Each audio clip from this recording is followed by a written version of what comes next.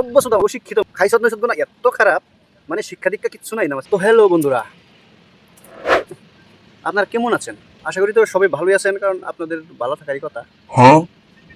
আমিও মোটামুটি আছি আর কি, বালা এতাহানি।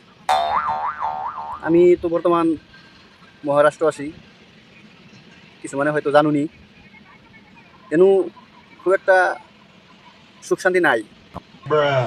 গরম, গরমের ঠেলায় সারাদিন কমসে কম 5-7 লিটার করে পানি খাই। সকালে একবার যাই একবার মুতি, আবার রাইতে গোসল দেওয়ার টাইমে একবার মুতি। সারাদিন আর মুতা নাই, সারা রাইতে আর মুত নাই।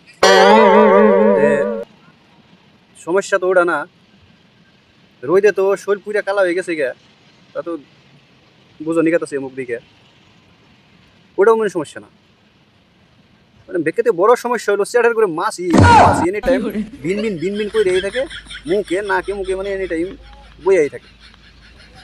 আর মনে করুন আন্যের যদি মুখের মধ্যে এনি টাইম মাছি বাবারে কিবা লাগবে না, মানে একবার ভাইবা দেখুন অবস্থাটা কীরকম। না বইয়া শান্তি আছে, না হুইয়া শান্তি আছে, না খাইয়া শান্তি আছে। ভাত খাবার গেলে ভাতের নলা দেবো না, হাতের তলে মাছি পড়বো, ওই মাছি খুঁজতে নলা উঠে। এরকম একটা মাছি খুর জায়গা এটা। এই যে দেবেন মাছ, এই যে মাছ, এই যে শুলে বলিস, এই যে ঘুরতাস, এই যে আমার তুলে মাছ, এই যে আমার তুলে মাছ, এই যে একটা বলিস, এই যে দেখতেছেন, এই যে মানে এবার আছে এনি টাইম রাইতে হুইয়া থাকি, যে রাইতেও মাছি নাকের গুড়ে